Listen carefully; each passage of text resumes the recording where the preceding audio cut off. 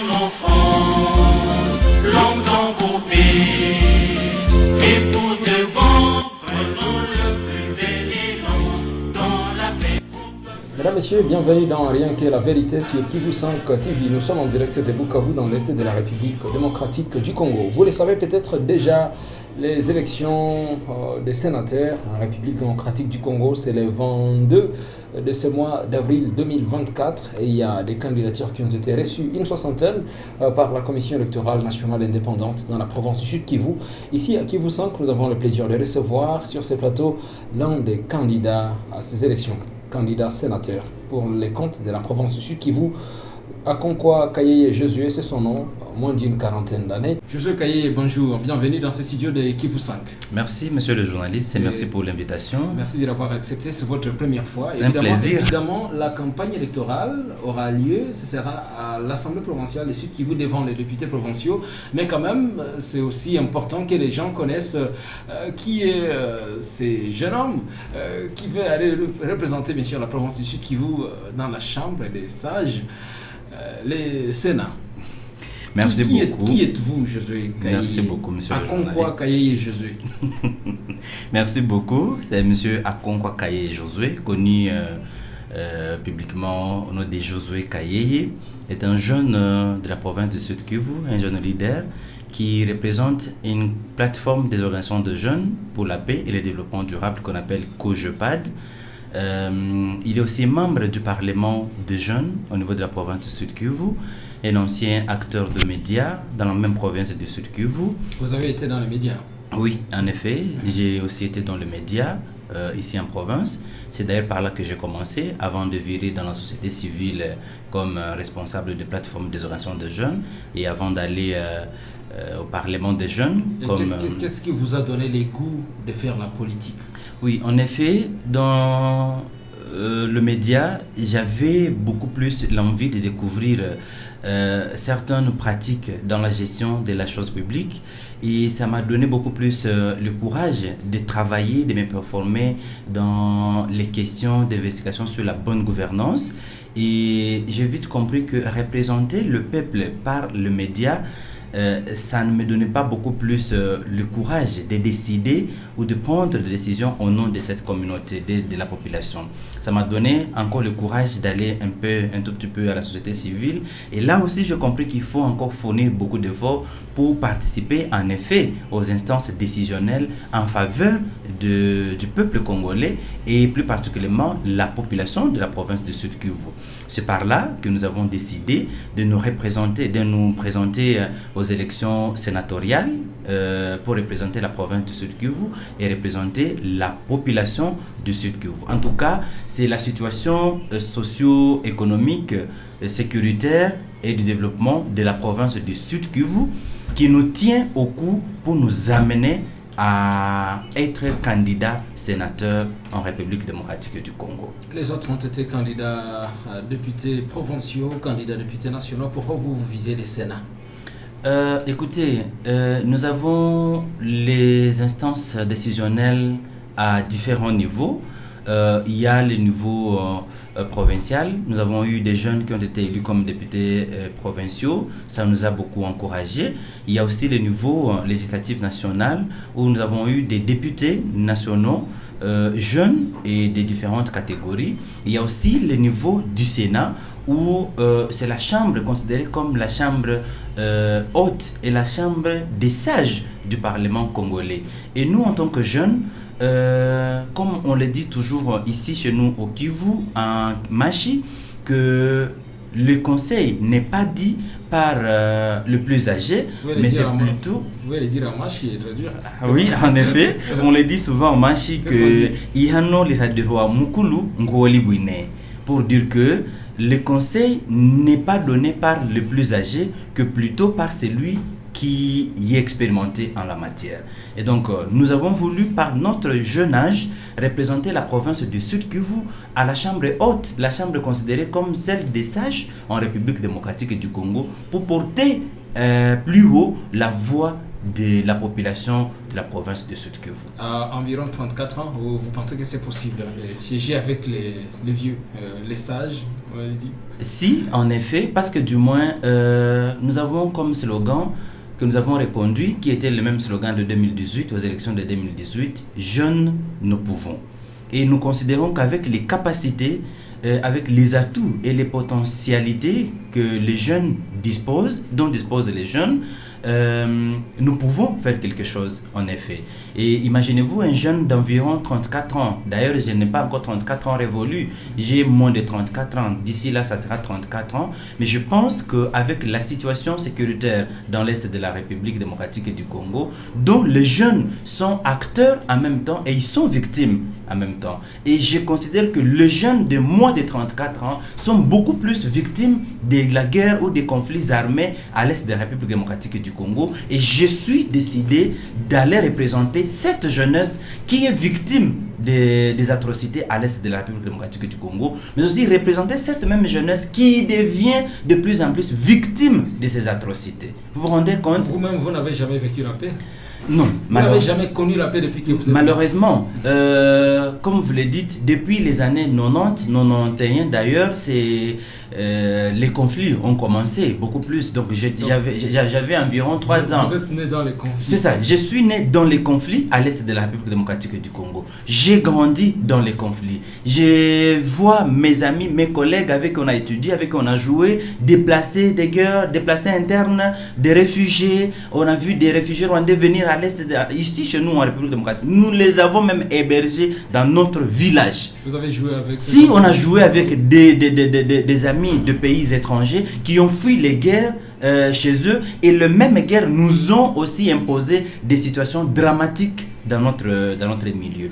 Alors, considérons cette situation d'insécurité dans l'Est du pays, chez moi-même, dans mon village, où j'ai vu des femmes violées, j'ai vu des enfants recruter des forces dans le groupe des armées, où j'ai vu des gens décapités, où j'ai vu des gens égorgés, où j'ai vu la situation dramatique que je ne parviens même pas à décrire sur ces plateaux. Vous vous rendez compte que je dois porter plus haut la voix de cette jeunesse, du peuple de la province du Sud-Kivu. Est-ce que c'est possible de proposer un bonheur qu'on n'a pas ou qu'on n'a jamais vécu? Non, écoutez, on voit les autres vivre ces mêmes bonheurs. À la télévision? Pas à la télévision. Nous avons fait, je vous dis tantôt que je suis membre du Parlement des jeunes. Je suis coordonnateur d'une plateforme des organisations de jeunes pour la paix et le développement durable, ici au Sud-Kivu, la République démocratique du Congo. Nous avons des relations, et je suis aussi même journaliste, j'ai été journaliste. Nous avons voyagé à travers le monde, à travers d'autres pays de la région et de la sous-région. Nous connaissons la paix ailleurs. Nous connaissons comment les autres vivent tranquillement. Nous connaissons comment les affaires de l'État se gèrent par la paix. Et donc, au-delà, quand on prend le développement du pays, quand on prend la bonne gouvernance, ça ne peut pas se faire sans la paix. Donc la bonne gouvernance passe par la paix.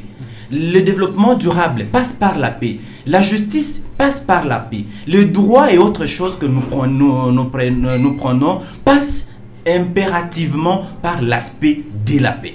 Et donc, c'est d'abord ce qui me pousse d'aller au Sénat pour représenter le Sud-Kivu au Sénat de la République démocratique du Congo. D'abord la question de la paix. Oui. Et ensuite la question économique et financière. Imaginez les jeunes de la République démocratique du Congo, plus particulièrement les jeunes de la province du Sud-Kivu.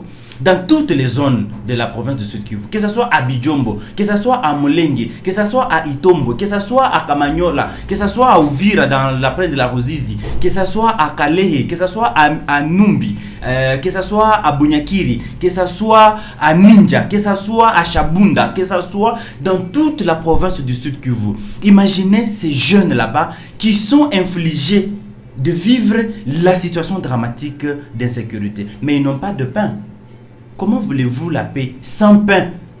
Un jeune qui n'a pas d'emploi, un jeune qui n'est pas utilisé, il sera directement et très simplement recruté dans le groupe armé. Maintenant, si la situation économique et financière est renforcée en faveur des jeunes par l'inclusion économique et financière, là je vais dire de l'entrepreneuriat des jeunes, la promotion de l'entrepreneuriat des jeunes, pas par des slogans ou des promesses politiques, mais que le gouvernement congolais par notre plaidoyer, par exemple, au niveau du Sénat, et que le gouvernement congolais parvienne à comprendre qu'on doit adopter une stratégie nationale, une politique nationale d'accompagnement concrète de l'entrepreneuriat des jeunes, que ce soit l'entrepreneuriat agricole, que ce soit l'entrepreneuriat de toutes catégories, des AGR, des activités, des petites activités génératrices de revenus. Alors vous vous rendrez compte que si la situation économique et financière des jeunes est stable, donc il y aura aussi la paix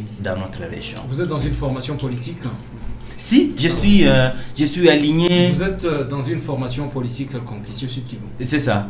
Je suis, donc après le média, après la société civile, après le Parlement des jeunes, j'ai décidé enfin de faire une politique active pour au moins faire entendre notre voix. C'est ainsi que, après d'autres partis politiques, je suis actuellement dans Alliance pour les actions de développement du Congo, vous avez des députés à l'Assemblée provinciale? Malheureusement, nous n'avons pas de députés provinciaux au niveau de Sud Kivu, mais nous estimons, nous croyons dans les capacités que nous avons de persuader les honorables députés provinciaux. D'ailleurs, c'est le pourquoi de notre appel sur ces plateaux pour plaider auprès des honorables députés provinciaux de porter un choix judiciaire, un choix responsable pour les représentants de la province du Sud Kivu. Nous ne sommes qu'à 4 qui seront élus.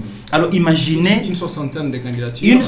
Nous sommes à 62 candidats pour l'instant, mais sur 4 postes à pouvoir au niveau du Sénat. Et donc, je ne peux que plaider auprès des honorables députés de porter leur choix à notre personne, parce que nous estimons que nous sommes le mieux placés parmi les 4 alors qui peuvent représenter la province du Sud Kivu. Et vous pensez qu'ils vont laisser les candidats de leur obédience politique et porter leur dévolu sur vous? Non, écoutez, si tel était le cas, la loi ne pouvait que prévoir que ceux qui ont des députés provinciaux, que ce soit ceux qui puissent se présenter. Mais la loi prévoit aussi les candidats indépendants. Tout le monde peut se présenter, et c'est le seul choix des honorables députés qui vont comprendre à qui ou pour qui voter pour représenter notre province. Merci Josué.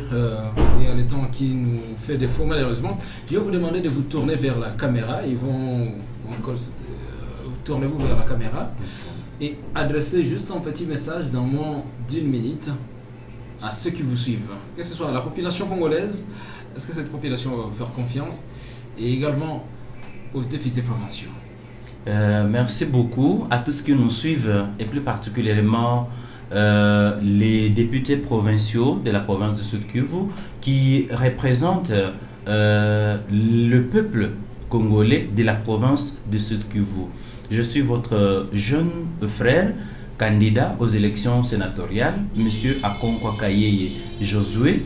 Je ne peux que vous prier pour l'honneur de notre province, pour la dignité de notre province, qui depuis le processus électoral, qui depuis son indépendance ne cesse de connaître de problème en problème. Non, cette province évolue de problème en problème, et il est vraiment temps d'associer la jeune génération à la gestion des affaires de l'État, notamment par la chambre haute qui est le Sénat. Imaginez, depuis l'indépendance de la République démocratique du Congo, jamais un jeune de moins de 34 ans est élu député et élu sénateur. Je vous présente ma candidature pour représenter la jeune génération dont est majoritaire la population du Sud Kivu. Merci Monsieur Josué.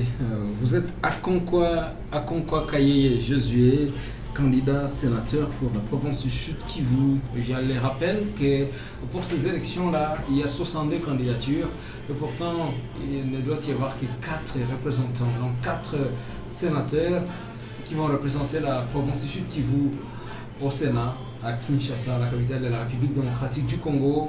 Ces élections sont prévues le 22 de ce mois d'avril, cette année 2024. Merci à vous, mesdames et messieurs, d'avoir suivi cette émission Rien qu'à la vérité sur Kivu 5 TV, en direct de Bukavu, en République démocratique du Congo. Merci à Emmanuel Achouza qui était derrière la caméra. Merci aussi à Akonkwa Kayeye Josué qui s'est déplacé jusqu'ici pour bien sûr nous parler de ses ambitions, si les députés provinciaux vont voter pour lui en tant que sénateur. Il est candidat sénateur. Merci beaucoup, cher Josué. Merci, monsieur le journaliste. Et à la prochaine occasion. Mesdames, Messieurs, portez-vous bien.